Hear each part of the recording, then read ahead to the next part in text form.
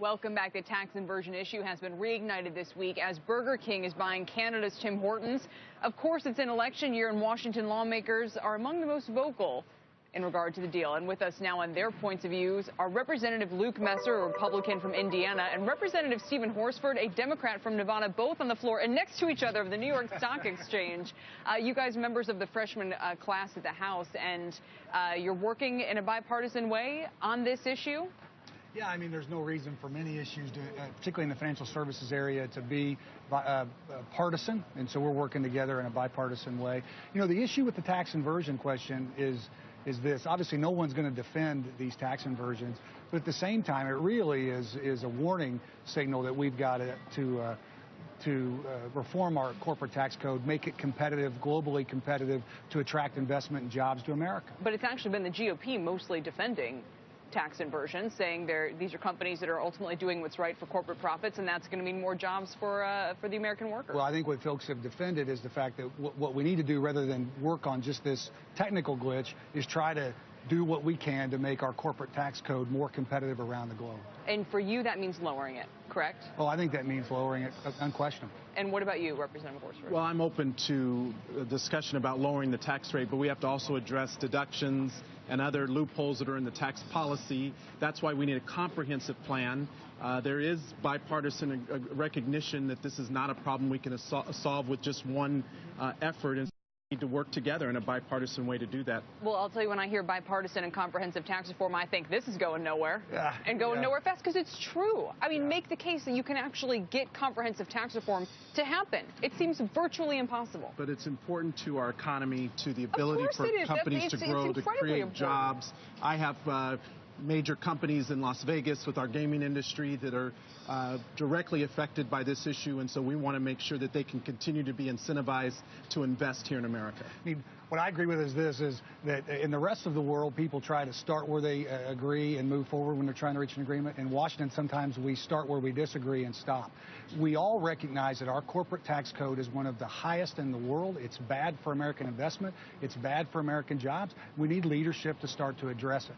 And you're president of this freshman Congress, so I appreciate that the leadership at least is coming from that direction. So let's put a couple of proposals out there. What if we took the U.S. corporate tax rate to 22.5%, period? Any objections? Without addressing deductions and tax loopholes, that would be a non-starter, because you can't continue to incentivize business without getting them to reinvest in America. We can't continue to ship jobs overseas and give them deductions for sending those jobs overseas. So if we're open to addressing all of the tax reforms, then we can have a discussion. So what would your plan in a nutshell look like? Well, first, I think we have to start with the issue of the deductions in these tax loopholes. I recognize the need that we need to be competitive globally with our tax rate, but we also have to make sure that we're able to invest in the things here in America that require it. Yeah, I mean, I would have a much lower corporate tax rate. I think it needs to be the lowest in the world. The bottom line is that we all recognize that there are loopholes that don't really add value to the economy. Nobody's here to defend corporate tax inversions, only to say that these folks have a fiduciary responsibility to maximize profits to their shareholders. What we need, those leadership, frankly, that starts with the president. But if you took it, so let's say it was the lowest in the world. In fact, I hear guys on Wall Street say, take it all the way to zero. But there's a problem with that, which is that you lose 10% of federal revenues overnight. So is that why you're talking about? We don't have funding for infrastructure for roads and highways. We already have a $15 billion deficit in our highway transportation fund that needs to be addressed. We don't have proper investment in job creation. So that, to me, would be taking us backwards, not investing in our future. Of course, the tax inversion question shows you that we could lose that revenue anyway as these businesses go overseas. Absolutely. That's why we've got to get globally competitive. But we have to be careful that Burger King, and they said so in their release, this was not simply about tax inversion alone. There were other issues, primarily about them growing globally their business model, and that had something to do with greater than just their tax policy. You have no problem being a Burger King's customer. Well, I try to cut back on the fast food anyway. Yeah. Well, see, look at that. No, but quite seriously, I feel like we haven't accomplished anything here.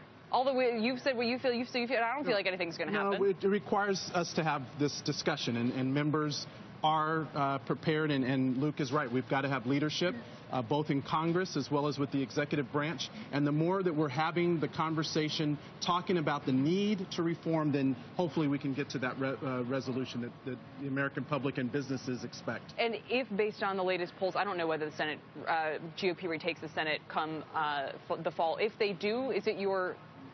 What do you think happens? I think we have a real chance, then? frankly, under either election scenario. From my perspective, having a Republican Senate would help. That gives us the opportunity to have a legislative fix, even in the absence of presidential leadership. Which would look like? Well, I think it would look like a reduction, something like the Camp bill that you saw come out of the House, which would lower rates for everybody, try to close loopholes. Listen, this is complicated work. The last time major tax reform happened under President Reagan with strong presidential leadership. In the absence of that kind of leadership, it's going to be hard to get this done. My hope, though, is that these kinds of stories, like what we've seen with Burger King, can become a call not to use corporations as a punching bag, but to understand that we've got to have a globally competitive corporate tax rate. And again, that seems to be the case. What we're just missing, though, is the action to get it done. I trust you both will get it done, so I'm glad we could at least agree to that. Yes. While you're here and taking a look at the New York Stock Exchange, which is driving so much of this, Representatives Messer, the Republican from Indiana, and Stephen Horsford, the Democrat from Nevada. Thank you both. Really appreciate it.